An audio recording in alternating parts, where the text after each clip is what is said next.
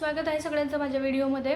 तर बघा, आज आपण काय करणार आहोत, जे तुमच्या चॅनलला सबस्क्राइबर बाकीच्या चॅनलला वाढत नाहीत, तर सबस्क्राइबर वाढवण्यासाठी सेटिंग आहेत ते आपण करून घेणार आहोत। बेसिक सेटिंग आहेत ज्या प्रत्येक यूट्यूबरला जेव्हा त्याचं चॅनल नवीन ओपन होतं तेव्हा करायलाच पाहिजे। माझ्याही चॅनलला खूप कमी सबस्क्राइबर होते, तर मी ती सेटिंग ऑन केल्यानंतर माझ्या चॅनलचे सबस्क्राइबर एवढ्या फास्टली वाढायला लागले।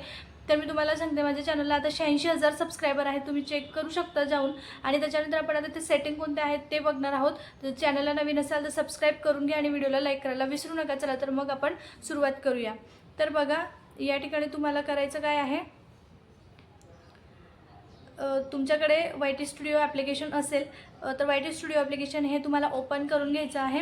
ओपन केल्यानंतर तुम्हाला या ठिकाणी तुमच्या चॅनलचं नाव आणि सबस्क्राइबर सगळं काही डिटेलमध्ये चॅनलचं ॲनालिटिक्स दिसणार आहे। त्याच्यानंतर तुम्हाला करायचं काय आहे, इकडे साईडला लोगो दिसतो, लेफ्ट साईड राईट साईडला त्या ठिकाणी क्लिक करून घ्यायचं आहे। नंतर क्लिक केल्यानंतर पेन्सिलच्या आयकॉनवर तुम्हाला क्लिक करायचं आहे।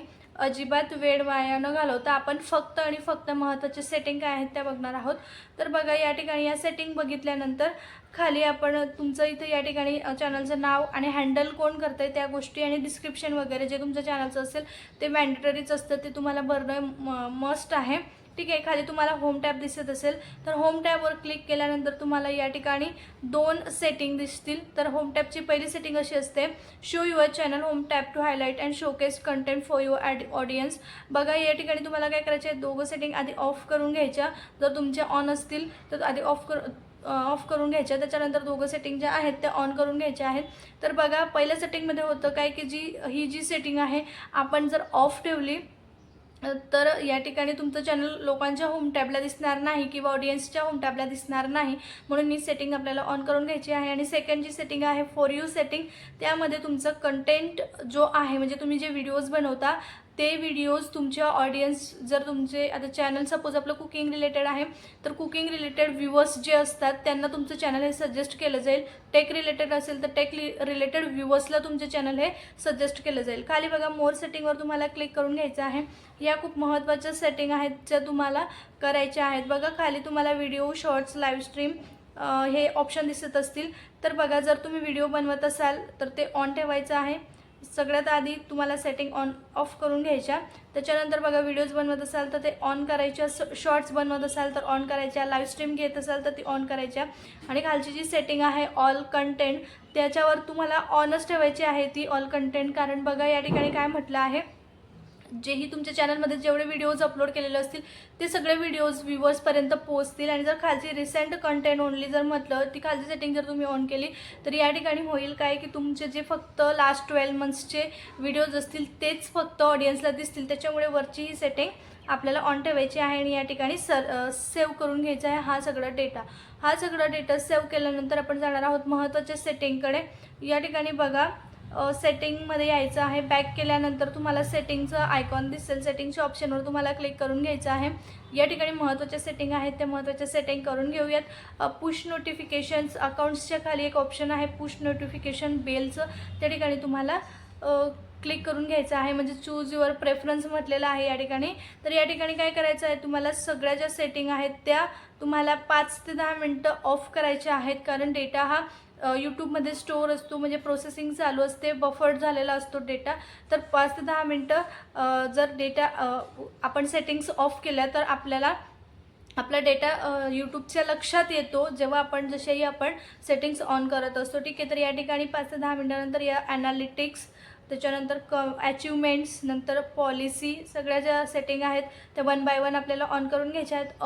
ऑनमध्ये आपण डिफरंट वे टू अर्न आपल्याला भेटतं यूट्यूबमध्ये, आणि अपडेट्स, यूट्यूबमध्ये नवीन अपडेट्स म्हणा, कोलॅबरेशनचे अपडेट म्हणा, तर या सगळ्या गोष्टी आपल्याला भेटत असतात। कमेंट्सचं जे सेक्शन आहे ते ऑलच ठेवायचं आहे, म्हणजे सगळ्या कमेंट आपल्याला येतील। ठीक आहे, याच्यानंतर पुश नोटिफिकेशन झाल्यानंतर चॅनलमध्ये खाली यायचं आहे आपल्याला ऑडियन्स। ही खूप महत्त्वाची सेटिंग आहे, कारण यामध्ये बघा तुमचं चॅनल कुठलं ऑडियन्स बघते हे महत्त्वाचं आहे। जर तुम्ही yes I mostly upload content that made for kids म्हटलं तर तुमच्या चॅनलला ॲड्स येणार नाहीत, म्हणजे तुम्हाला पैसे खूप कमी भेटतील. आणि जर तुमचं चॅनल किड्ससाठी नसेलच तर ते तुम्हाला नो करणं कंपल्सरी आहे, तरच तुमचा त्या ठिकाणी फायदा होणार आहे. तर नो करायचं आहे ऑडियन्सची सेटिंग. त्याच्यानंतर कंट्री ऑफ रेसिडेन्समध्ये तुम्हाला यायचं आहे. जर तुम्ही कुठल्या देशात राहता तर ते तुम्हाला सिलेक्ट करायचं आहे, कारण यूट्यूबला हा सिग्नल मिळत असतो की नेमका तुमचा व्हिडिओ कुठल्या ऑडियन्सपर्यंत सोडायचा आहे किंवा पोचवायचा आहे. ही सेटिंग झाल्यानंतर आपण जाणार आहोत महत्त्वाच्या सबस्क्रायबर सेटिंगकडे. ठीक आहे, तर त्या ठिकाणी बघा आपल्याला करायचं काय आहे. खाली तुम्हाला 5 ऑप्शन दिसत असतील, डॅशबोर्ड, कंटेंट, ॲनालिटिक्स, कम्युनिटी आणि ऑनमध्ये. तर आपल्याला करायचं काय बघा, कम्युनिटीमध्ये जायचं आहे. कम्युनिटीमध्ये गेल्यानंतर या ठिकाणी तुम्हाला व्ह्यू ऑलचं ऑप्शन दिसेल. व्ह्यू ऑलच्या ऑप्शनवर तुम्हाला या ठिकाणी क्लिक करून घ्यायचं आहे. बघा व्ह्यू ऑलच्या ऑप्शनवर क्लिक केल्यानंतर वरती तुम्हाला साईडला 4 नंबर असं दिसत असेल, तर या ठिकाणी 4 नंबरवर क्लिक करून घ्यायचं आहे. हे यूट्यूबचे म्हणजे या YT स्टुडिओचे फीचर्स आहेत, ते ऑन किंवा ऑफ किंवा तुम्ही जसं तुम्हाला पाहिजे असेल त्या प्रकारे करू शकतात. सॉर्ट बाय म्हणजे व्हिडिओज तुम्हाला कसे करायचे आहेत, most relevant, newest, response status, unresponded, तर तुम्ही या ठिकाणी ऑन करून घ्यायचं आहे. Responded, new replies to your responses हे ऑन करून घ्यायचे आहे. कंटेंट टाईपमध्ये तुम्ही कुठल्या प्रकारचे व्हिडिओज बनवता, व्हिडिओ, शॉर्ट, माय पोस्ट आणि व्ह्यूवर्स पोस्ट या प्रकारे तुम्हाला ऑन करून घ्यायचे आहेत. त्याच्यानंतर कीवर्ड्स तुम्हाला इथे टाकायचे आहेत. आता मला पाहिजे आहेत 1K सबस्क्रायबर्स, म्हणून इथं मी 1K सबस्क्रायबर्स असं टाकून घेणार आहे. 100K सॉरी, मला 100K सबस्क्रायबर्स पाहिजे आहेत, म्हणून मी तिथं ते टाकून घेणार आहे. त्याच्यानंतर या ठिकाणी बघा content type from super thanks, म्हणजे आता तुम्हाला या ठिकाणी कुठून कुठून काय मिळालेलं आहे तर ते कीवर्ड्समध्ये आपल्याला सगळे ऑन करून घ्यायचे आहे. आणि चॅनल मेंबर्सचं स्टेटस काय आहे, चॅनल मेंबर आहे किंवा नाही, नॉट अ चॅनल मेंबर, तेही तिथं दिसणार आहे. आणि सबस्क्रायबर काउंट बघा, हे महत्त्वाचं आहे की तुमचे सबस्क्रायबर काउंट किती आहे. जर तुमचं सबस्क्रायबर काउंट 100 असेल, 100पेक्षा कमी असेल तर तुम्हाला 100वर क्लिक करायचं आहे. 1Kपेक्षा तुमचे सबस्क्रायबर कमी असतील तर तुम्हाला 1K करायचं आहे.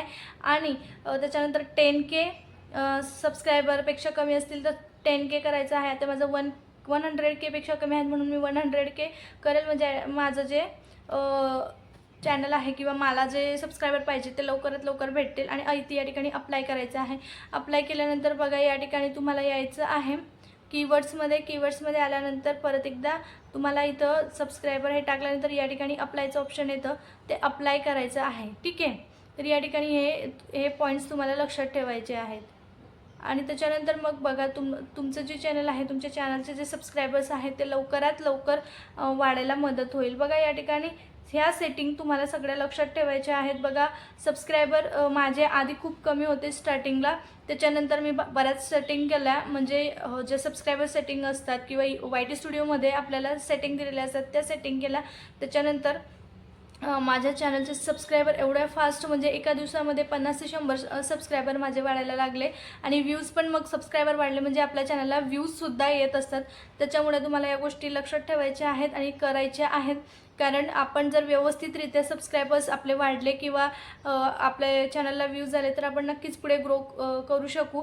त्याच्यानंतर बघा या सगळ्या सेटिंग झाल्यानंतर तुम्हाला काय करायचं आहे, डेली तुम्हाला व्हिडिओज अपलोड करत राहायचे आहेत. आणि शॉर्ट्स व्हिडिओ, लॉंग व्हिडिओज आणि लाईव्ह स्ट्रीम वगैरे घेत राहायचं आहे. कम्युनिटी पोस्ट टाकायची आहे. ठीक आहे, तर आशा करते की आजचा व्हिडिओ तुम्हाला हेल्पफुल वाटला असेल. जर व्हिडिओ हेल्पफुल वाटला असेल तर चॅनलला सबस्क्राईब करा, व्हिडिओला लाईक करा आणि कमेंट करा.